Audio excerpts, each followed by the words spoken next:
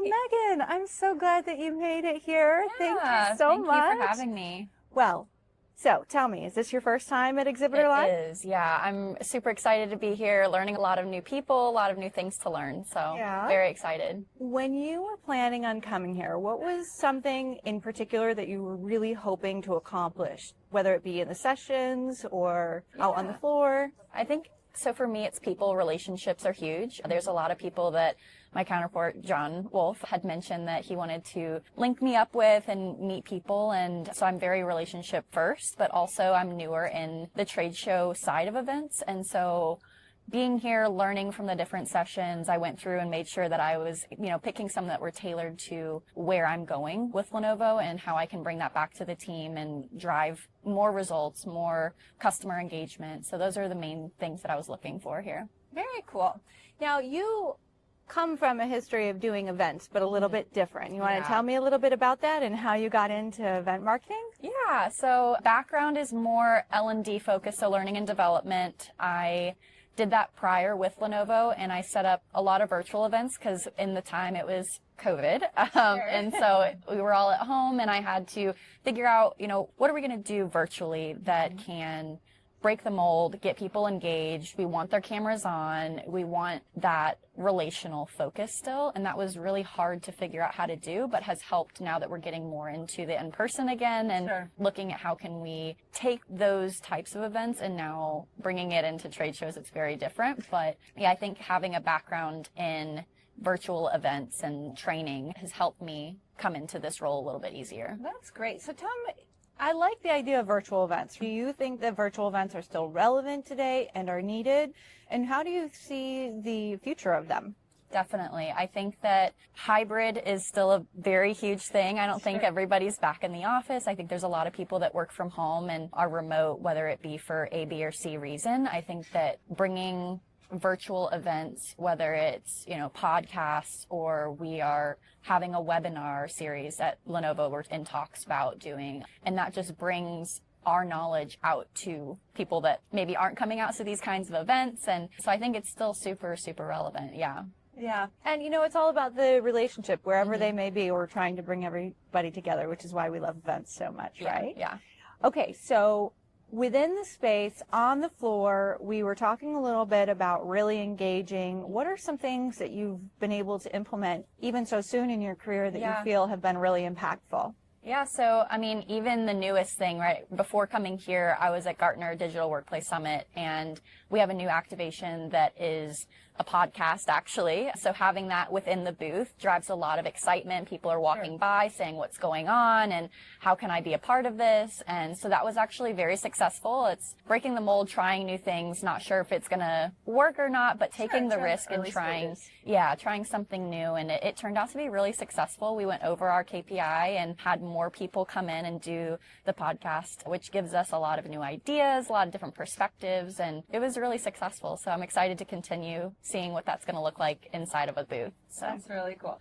Now, you mentioned KPIs. I love talking about because I think really tying back everything that we do, right, all the time and energy that we put into an event, really measuring its success. So far, how have you learned, to determine those metrics and to measure against them?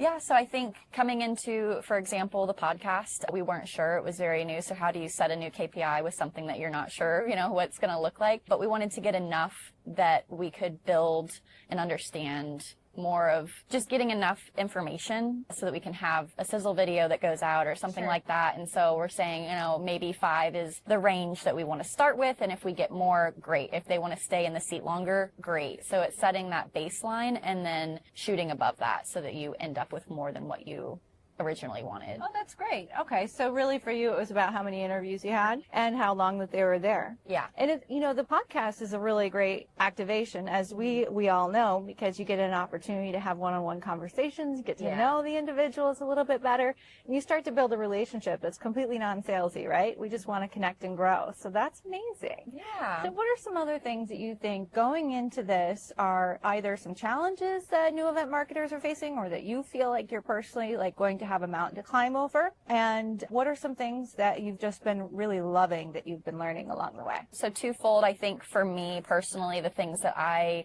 am driven by is obviously one result. So how do we, at the end of the day, come back and show our worth that, you know, we were supposed to be here. We drove X, Y, and Z KPI. We met this goal, that pipeline. But then also the other one that is close to home for me and a big passion area is customer experience, customer engagement, and just speaking up for who our customer is. So whether, you know, doesn't matter, like whatever show we're at, understanding who is our target market, who is our audience, and how are we giving them what they want. And so I think challenge-wise is I've already realized, like I've only been in this role and like with trade shows for just over 3 months now. So I'm still very fresh, but I think driving those results and understanding, okay, how do we work with the sellers? How do we communicate the importance of getting those meetings driven and being engaged on site and being excited. So we actually work with a partner who helps drive that in booth. So it's not always just our sellers, but trying to understand where we can improve and drive those results. So yeah. What's one piece of advice, one really good piece of advice that you feel like you've received that's really helped you through this transition into your new role? Find a good mentor. Don't be afraid to ask questions. I have not shied away from asking questions, even if it's a dumb question. Those don't exist because if you don't know it, somebody else doesn't know it. And just knowledge sharing in general, building those relationships, asking the questions. Don't be afraid to share new ideas. I feel like I'm a creative mind and I've been quiet coming into this, but I want to bring new ideas and break the mold and do new things that people haven't seen to get those, again, customers engaged and looking at our booth going, what is this? And get excited about services. So, yeah. Well, you know, it's all about the more questions you ask, the more you learn, the more confident you get, the more bold you get, and the more you're willing to take risks. Yeah. And we all know that risks can fail, but also risks can give you really huge wins. Yeah. And so the more you go and the more you learn, I think it's going to be amazing for you. I love your energy. I'm really excited to see your career grow. And thank you so much for today. Thank you. All right.